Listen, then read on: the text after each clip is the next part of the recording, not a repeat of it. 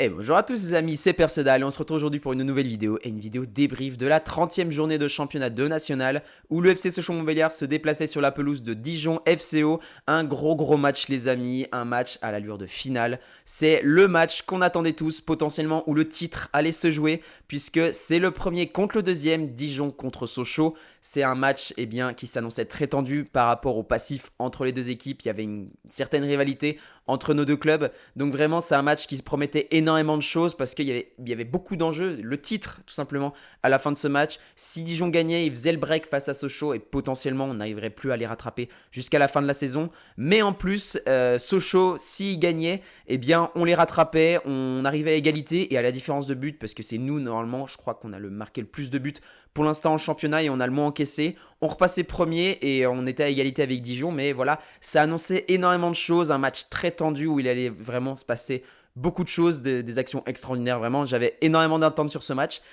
Il s'est passé beaucoup de choses, même si le score ne reflète pas du tout la physionomie du match. Score final, les amis, 0-0, match nul malheureusement. Sochaux ne repartira de ce match qu'avec un seul petit point. On perd des points par rapport à la continuité de la course à la Ligue 2. Mais c'est pas grave les amis, parce que c'est un score finalement qui a rangé les deux équipes. Il y avait deux très bonnes défenses et vraiment l'équipe qui allait marquer allait sûrement gagner le match. Donc on n'a pas encaissé, on n'a pas perdu le match, mais c'est pas grave. Il s'est passé beaucoup de choses dans ce match les amis, on va revenir sur absolument tous les faits du match. Mais on va se concentrer sur le début pour l'instant et j'ai trouvé pour le coup dès le début du match c'était Sochaux qui était le plus entreprenant. Sochaux, on avait la maîtrise du jeu, on avait la possession et on essayait d'installer notre rythme. Donc c'était plutôt intéressant. Et de leur côté, Dijon, pour le coup, n'était pas du tout en reste. Dijon ne se laissait pas du tout faire. Dijon, même s'ils avaient moins d'action avec la balle, pour le coup, à chaque contre-attaque qu'ils faisaient, ils étaient extrêmement tranchants. Ils avaient beaucoup plus d'action qui allait potentiellement amener à un but. Et on s'est pris un assaut de Dijon sur chaque action. Sochaux bloqué systématiquement sur la défense de Dijon. On aurait eu quelques petites actions qui auraient pu mener à quelque chose. Mais vraiment, Dijon était au-dessus dans ce début de match. On avait certes la maîtrise, mais on n'arrivait pas du tout à coordonner nos passes ou quoi que ce soit. Eux, ils étaient beaucoup plus justes. Ils avaient un gros pressing en plus. Donc c'était très compliqué. On aurait eu quand même quelques petites actions qui auraient pu mener à des choses avec notamment Djoko des fois qui prenait la profondeur mais qui se faisait très vite rattraper par un défenseur de Dijon. Ou même Bagdadi sur une action où Gomel prend la profondeur sur son côté, centre fort et Bagdadi dévisse complètement sa frappe et ça part dans les tribunes. Donc voilà, on n'a pas réussi à ouvrir le score. Aucune des deux équipes pour le coup n'a réussi à ouvrir le score. Et la première mi-temps va s'arrêter là-dessus, il ne se passera pas énormément de choses vraiment quand je vous dis que les deux défenses étaient extrêmement en place. De notre côté, on avait Vitelli et Pébernes avec Gomis également sur le côté. Et aussi on pouvait compter également sur un immense Alexandre Pierre qui nous aura sorti des parades venues d'ailleurs. Vraiment il nous aura sauvés. Sans lui on aurait très certainement perdu ce match. On aurait pris des 2-0 ou 3-0 potentiellement. Il y a vraiment eu des actions chaudes du côté de Dijon. Il aura été extrêmement précieux dans ce match. Et du coup, ce bloc défensif va nous sauver du coup dans ce match. L'attaque aura été beaucoup plus compliquée, comme je l'ai dit, avec Boutoutaou qui aura eu quelques petites difficultés, même si j'ai trouvé que c'était le joueur offensif qui aura le plus apporté de choses.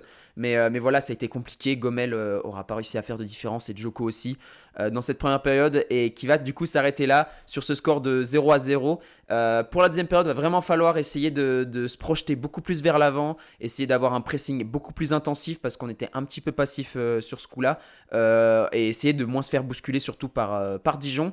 Essayer aussi surtout de se projeter beaucoup plus vers l'avant, essayer d'avoir à régler ce problème de finition qu'on manque parce que quand t'as Bagdadi par exemple comme je l'ai dit qui est seul quasiment face au cage et qui a plus qu'à essayer de cadrer pour marquer un but du moins même si le ballon aurait été arrêté mais au moins cadré c'est le minimum. Voilà, il faut essayer de corriger tout ça et peut-être qu'on va réussir à marquer un but même si Dijon encore une fois va pas du tout se laisser faire.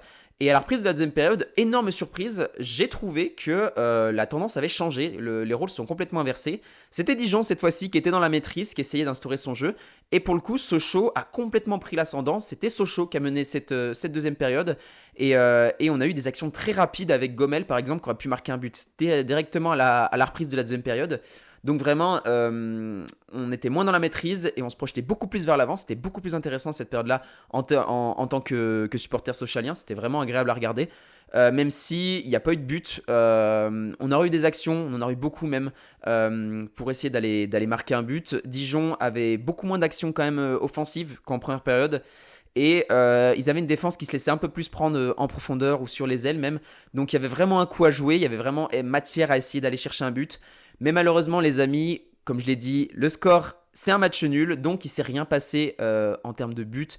Rien du tout, même s'il y aura vraiment eu des actions intéressantes où Sochaux aura mis une pression constante sur les cages de Dijon dans la deuxième période. Mais Dijon aura aussi eu quelques actions sur d'énormes contre-attaques vraiment qui auraient pu mener à des choses. Donc c'était un match extrêmement équilibré dans ce sens-là. Mais du coup les amis, score final 0-0 comme je l'ai dit, match nul. Sochaux ne gagne qu'un seul petit point pour la continuité de la course à la Ligue 2.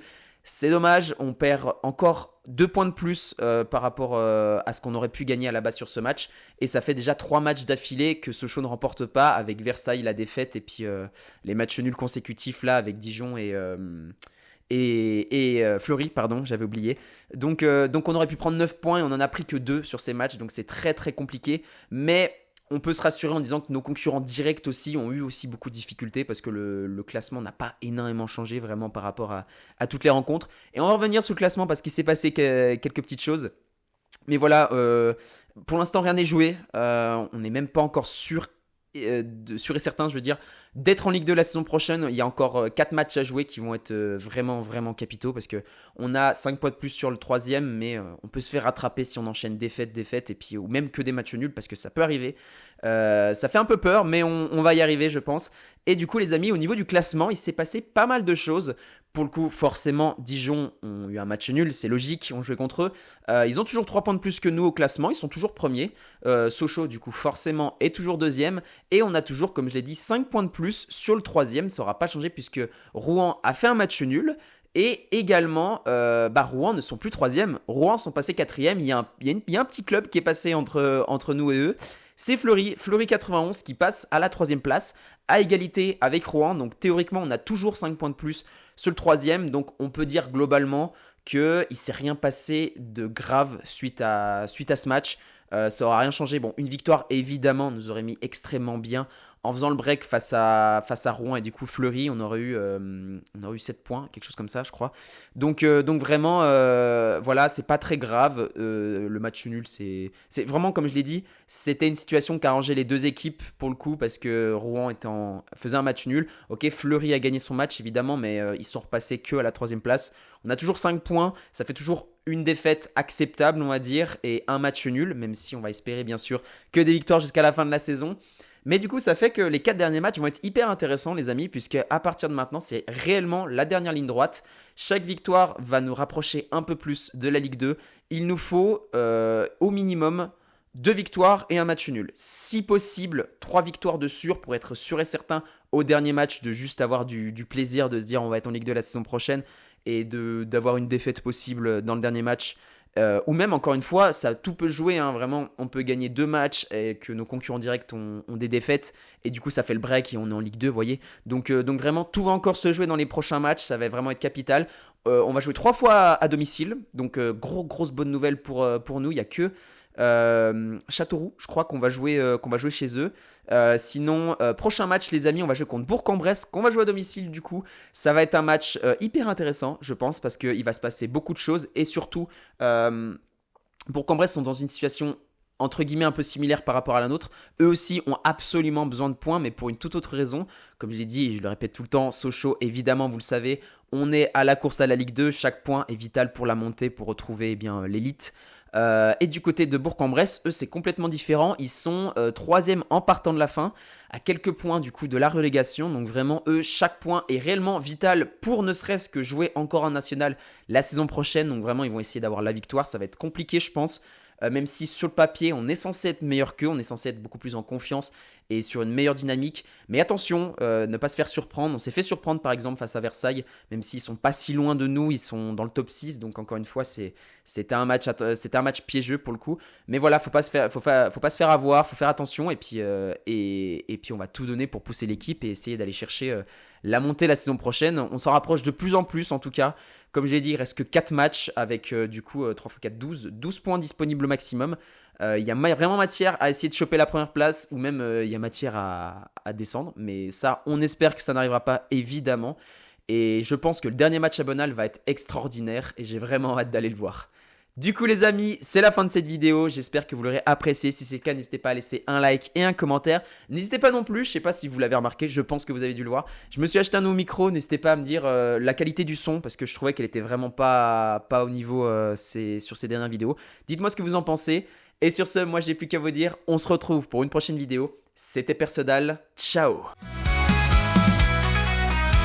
Dans les vallées du Doubs résonnent nos chants, jaunes et bleus sur nos cœurs, notre fierté vibrante. Sochaux, terre de passion, nos héros sur le terrain, avec force et dévotion, nous suivons ton chemin. Allez Sochaux, fais-nous rêver, dans chaque match,